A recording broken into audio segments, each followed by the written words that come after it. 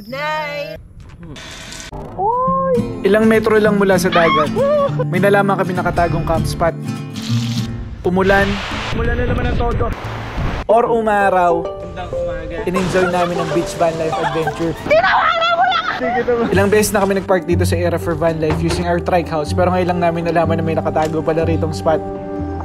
May water source din kaya buwelo ligo namin sa labas. Plus sinurprise ako si Mrs. sa bubong at doon kami pumesto tanghaling tapat. Kinukondisyon namin new trike kaya lipat bahay muna. Power source, essentials and food, electric fan, lutuan back to basic. Speakers na rin, lights, toiletries, cooler, tubig. All set. Then off we go sa ating biyahe. Takip silim na nakaalis kami. Hanggang sa inabot na nga ng dilim sa daan. Okay, food trip muna tayo. Sibog-sibog. Mahaba ang gabi, alas 6 pa lang madilim na.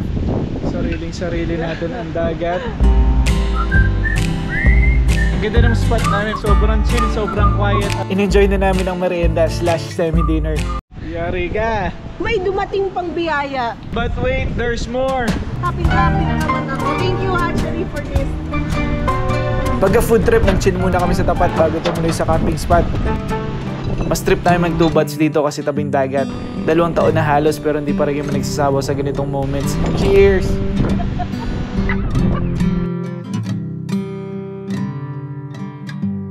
Pagtaas yung mat, dumiretso na kami sa newfound site. Nakatago to sa likod ng restaurant. Plano daw to gawing camp spot originally pero hindi pa natuloy. Kaya kami muna unang pumesto. Nagsasaing na sana si Mrs. kaso biglang bumuhos yung ulan. Prepare pa lang kami ng dinner. Biglang bumuhos yung ulan. Nasa loob si Mrs. Bigla-bigla kaya hindi ko na nasara to. Tumila din ang ulan pero basang-basa na. Ilabas namin yung insect repeller lalo umulan. Nakabuelo na rin ang saing. Maulan na gabi so ito ang setup namin ngayon. House tour tayo, house tour. Simple lang yung setup namin. Ito yung ating lutuan, butane, ito yung rice cooker, ako rin ni Lola, ito yung table namin, power box, tapos ito yung isa pa natin power source. So sa kanan mo, Air circulator. Tapos may bago kami. ito tayong speaker. May bago na tayong speakers. The Bluetooth device is connected Joke. Oo, nagpa-practice na sila. 6-7 yung ticket niya. Sa River Maya? Oh. Excited sa River Maya concert, batang 90s eh. Ayos ang tulog ah. Maganda. Tuloy natin yung tent nakatago sa ilalim ng upuan. Back to basics din tulugan. Ayun yung ating cooler. Andito yung mga ulam, wine, beer. Ito yung ating bahay natin for tonight. Time for official dinner. Sounds ulit. Pagkakain, nagpahinga na din kami. Good morning. Kinabukasan, maganda pa sikat ng araw. Pero disaster to mamaya. Wow, ganun ang balik mo. Kahit woke up like this. Wow. Thank you, Diet Massage Spa sa eyelash extension ko.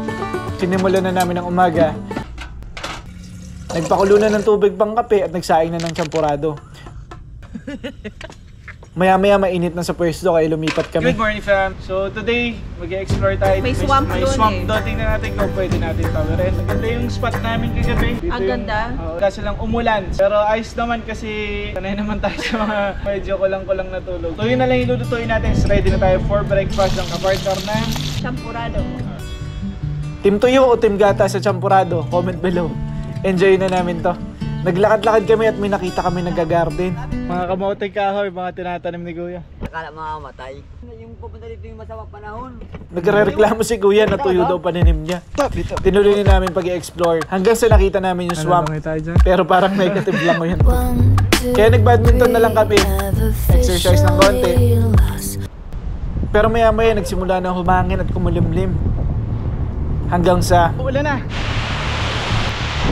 Mga kinukuha ko dito sa labas. Grabe na may ulan. Nadulas pa tsinelas ko ang putik. Doon sa loob si Mrs. kasi mas safe doon. Umaanggi yung ulan. So ko inaayos ko pa yung mga gamit dito. Naiipunan ng tubig yung bubong. Kailangan na talagang ma-convert ng mobile house to asap. Kahapon lang ang ganda pa ng panahon. Nagawa pa namin makapag-DIY swimming pool sa tribe. Nag-road trip din kami at pinaalam ko yung tubig. Enjoy sobra si Mrs. Nag-drive-thru din kami. Nag-road trip kami sa bahay. Andito yung full video. Yan, tumila din yung ulan. Pero medyo maambon-ambon pa rin. Basa na rin kami. Nagpalit lang ako ng damit. Pero sa halip na hintayin gumanda ang panahon, pinili na lang namin mag-enjoy. Umulan man o umaraw. Alaya mo, dito. Ay, nakakas sa puwit ko! Banlaw na tayo. Banlaw.